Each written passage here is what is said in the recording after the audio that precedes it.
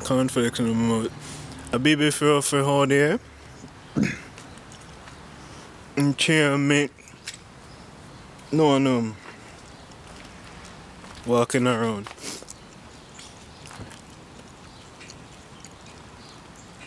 This is Nana Kobina.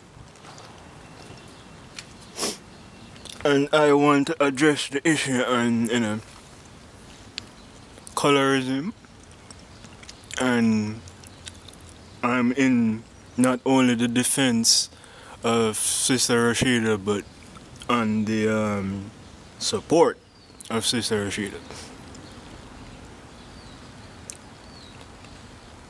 Why is it that everybody gets so defensive when you're talking about a light-skinned person, but when somebody defensive over a dark-skinned black person, is all hell break loose, Where was this defense when you get, you spit pun, them get spit pun for being dark-skinned, them get kicked round for being dark-skinned, them call all sorts of nasty and dirty names for that? Where was that defense then? Where was this humanitarianism then for that?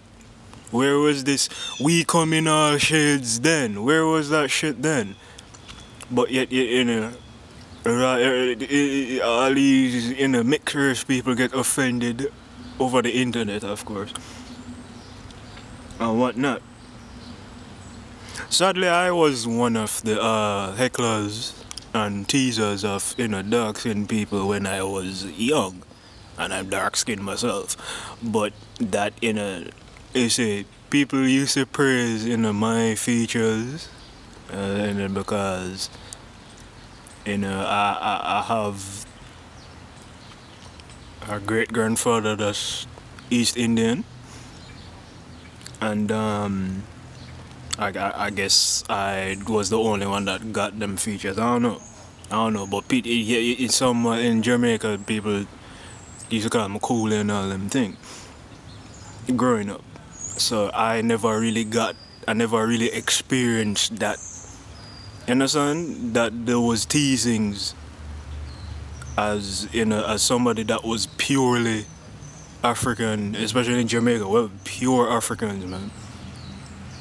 They just don't associate with African and them feel that African is something bad. But that's another topic. Well, it's not quite a separate topic, but yeah.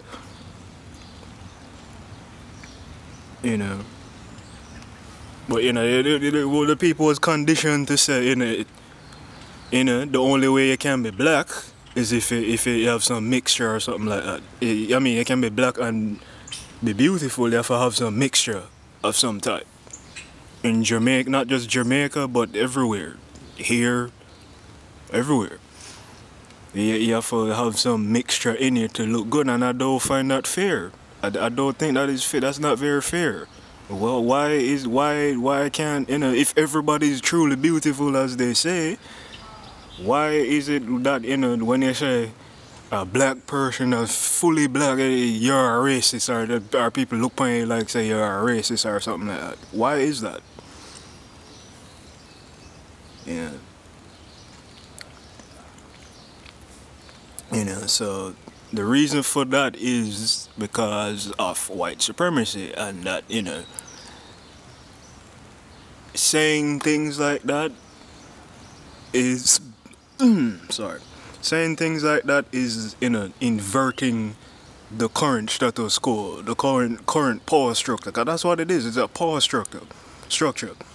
The purer you are in blackness under this societal power structure, the very bottom you're supposed to be. Like, it's a global care system, where the blacker you are and the purer you are in race, the lower the bottom you're supposed to be. Yeah. And it's like people don't want to realize that. I mean, and some people see that, like, again, back to Jamaica, people say that, like, you ghetto people and them bleach and all that. Them say that because them feel that, you know, if you're brown in this global society, it's the truth. It's not really a lie. You know, the lighter you are in this society, the better off you are. You know, you can't get that job or you can't get that girl or whatever rewards of this society that you can reap, because we see it in Jamaica. We see all of this going on in Jamaica. Like, again, the people with little mixture, and they never so much matter on the skin tone, cause me, I'm darker skin, but yet people treat me almost like my white almost. I'm just being honest, you know, like, you know, because, you know, they must say my good looks come from the Indian and not the African, you know, which is bullshit. I think that's not fair. But back to what I'm saying is, like, the you know, them reap them want to reap those benefits, so that they think that they have to resort to bleaching or whatever, because that is how it is. You know, the person mix with something or whatever, yeah, they get to move up a tier in that up that pyramid in this global society. Whereas somebody coming and saying, hey, you know, dark-skinned people can be pretty too, and they don't have to mix with anything. That's flipping it upside down, that's inverting it. But yet, you know, other people know, especially pro-black people, they say this as a quote-unquote division, which it's not. It's not no skin tone division or, you know, anything like that. That's the illusion there that, you know, they want us to believe, like, so, you know. That's not it, because even in African spirituality, you know, especially like ancient Egypt and like Kemet, you know, all the main gods are blacker than the living people that you have, like jet black. Why is that? Asar, the perfect black. Why is that? Because that's the original. See, that's where all black people come from. You know, the tall jet black dinka. That's where all people come from. That Neolithic people, and them tall, and, you know, that's where all black people come from. They want to say the Khoisan, but who said that though? White people said that. Ain't no black people come do no archaeology and say, hey, you know, the oldest people in the world is, you know, the Khoisan. You look on the Khoisan and you see how they look them near white. Y'all not seeing this, but I see pro-black people supporting that, like, yeah, that's the oldest because they have all the features and blah blah blah. No.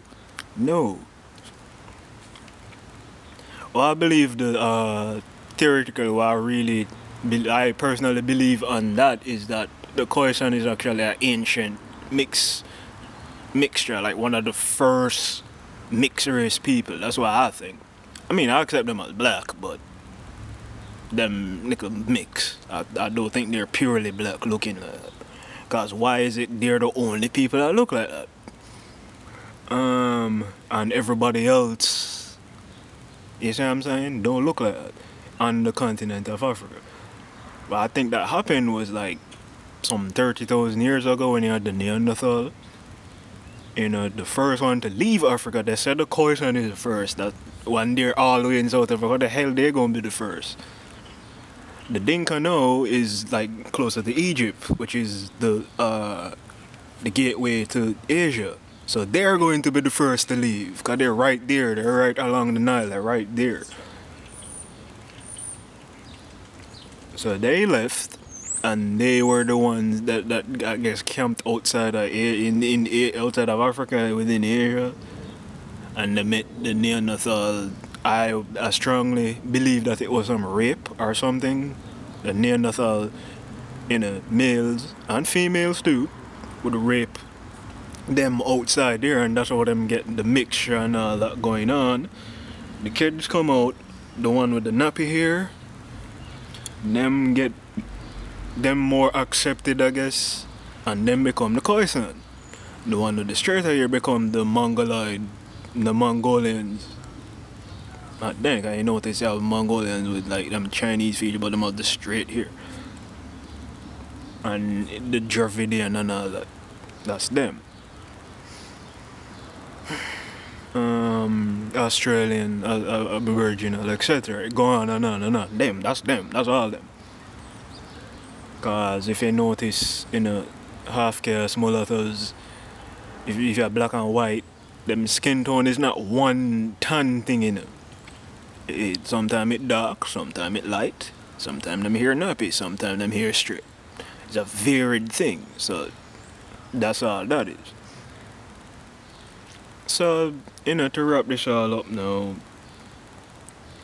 she doesn't attack anybody if you don't read what she's saying without any emotions or anything like that. Rashida not attacking anybody.